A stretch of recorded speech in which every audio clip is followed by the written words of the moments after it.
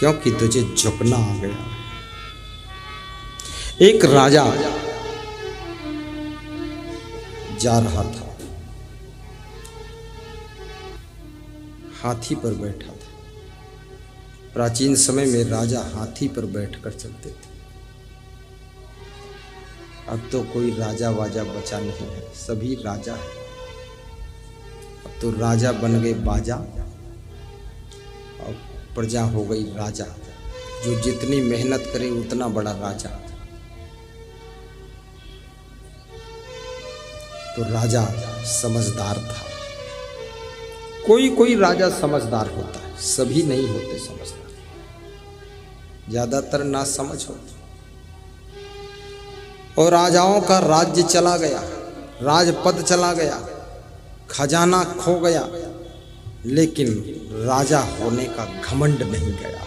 अभी भी ऐंठ है, ऐंठ। एक पुराना राजा मिला, राजा का बेटा। अब तो राजा वाजा नहीं, लेकिन ऐंठ है राजा की। आंख से सीधे देखता नहीं था। उसको मुंह बोलवाने की बहुत कोशिश किया, पास पड़ोस में बैठे लोगों ने, मुंह बोला ही नहीं, किसी की ओर मुड़कर देखा ही नहीं। हमने कहा वास्तव में राजा की ऐंठ है, अभी अभिमान नहीं गया है। कितने लोगों को अपनी जाति का अभिमान भरा रहता है कि मैं ऊंची जाति का हूं। अरे ये अभिमान, ऊंचे कर्म का अभिमान करो, तब देखें हम आपको। उच्च चरित्र का स्वाभिमान करना चाहिए। ये जाति का अभिमान, शर्म नहीं लगती? कोई जाति पाति से महान नहीं होता है, ना कोई मत मजहब से महान होता है, ना कोई पंथ वंथ से महान होता है। महान तो वही है जिसमें ज्ञान है, आचरण है, वही महान है। जिसका खान पान शुद्ध है, जिसको अभिमान नहीं है, वो महान है। धनवान है लेकिन धन होने का अभिमान नहीं है। कार है लेकिन कार का अहंकार नहीं है। पद है लेकिन पद का मद नहीं है। सब कुछ है लेकिन घमंड नहीं है। वह व्यक्ति महान होता है।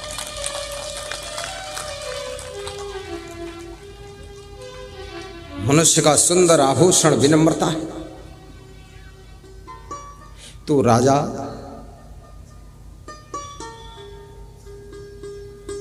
देखता है एक साधु बैठा है सड़क किनारे। तो राजा हाथी से उतरता है और साधु के पास जाता है। मंत्री भी जाता है और साधु के चरणों में अपना सिर रख देता है, नमन कर लेता है। जय महाराज की, आशीर्वाद दो, ऐसा बोला। साधु ने सिर पर हाथ रखा, आशीर्वाद। इस प्रक्रिया से मंत्री बहुत नाराज हुआ। राजा साहेब से उसने बात को बोला कि अरे ऐसे जो मिल जाता उसके पैरों में सिर झुका देते हो। सारी जनता प्रजा तुमको झुकती हो, तुम वहां झुके पड़े हो साधु पाधु के पास। तो राजा ने कहा कि अरे इसका उत्तर थोड़े दिन के बाद दूंगा। महीना बीत गया। एक दिन राजा ने एक मुर्दे का सिर मंगाया और मंत्री को बुलाया और वो मुर्दे का सिर दिया और कहा जाओ बाजार में इसको बेच कर आना, बेच दो। बोले कितने का बेच दूं? अरे बोले 1,00,000, 2,00,000, करोड़, 2 करोड़, 1000, जितने बिके उतने बेच दो, पर बेच के आना। बोले ठीक। मंत्री गया, जिसकी दुकान पर सिर लेकर पहुंचे, कटा हुआ सिर, आदमी का सिर। सब दुकानदार उसको धक्का मार कर भगा देते थे कि मेरी दुकान के सामने से हट जाओ, नहीं तो 307 का केस, मर्डर का केस हम पे लग जाएगा। मैं किसी का कटा हुआ मूड क्यों खरीदूं? पुलिस देख लेगी, तुरंत गिरफ्तार कर लेगी। ये मोड़ तुमने कहाँ से कटवा के मंगाया है? पूरी बाजार में धक्का खाया, कोई सिर खरीदा नहीं। वो सिर वापस लेकर आया और बोला, राजन क्षमा कीजिएगा, ये सिर बिका ही नहीं। जिसके पास पहुंचे सबने हमको डांटा, धक्का मारा, भगा दिया। बोले तो फ्री दे देते किसी को। अरे बोले फ्री भी कोई लेने को तैयार नहीं। तो राजा हंसा और बोला कि तुम्हारे उस प्रश्न का उत्तर ये है, जिस सिर को कोई फ्री भी नहीं लेना चाहता है, खरीदना भी नहीं चाहता है, वो सिर मैंने संत के चरणों में झुका दिया तो बहुत बड़ा क्या कर दिया।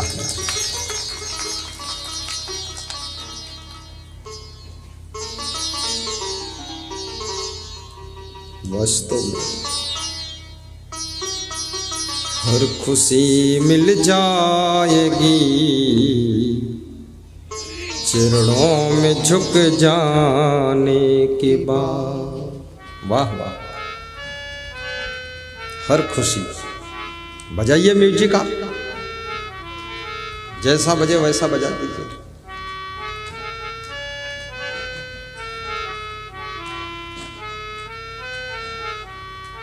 वाह, नया नया संत है, ट्रेनिंग ले रहा है। इसको देखो कैसा सुंदर संत है। खड़े हो जाओ। अभी 18 साल का है, खड़ा हो। उधर उधर देखो, ताली बजाता। 18 साल का है। अरे 18 का नहीं, ये धोखा हो जाएगा। ये 34-35 साल का है। पर इसको ऐसा आशीर्वाद दिया कि तो 18 साल का ही दिखेगा। अब इससे बूढ़ा होगा ही नहीं था। तो ये बाजा बजाता है, करता रहता है। आनंद आ जाती, थोड़ा थोड़ा बच जाता, अच्छा लगता कि नहीं? अरे मुंह से बोलो, मोड़ क्यों हिलाते हो? अभी बताया ना, मोड़ की कोई कीमत नहीं, फिर मोड़ हिला रहे।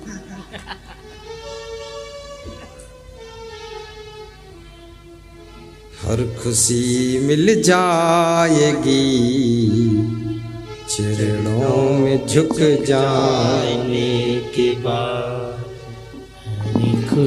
हर खुशी मिल जाएगी चरणों में झुक जाने के बाद। चरणों में झुक जाने के बाद।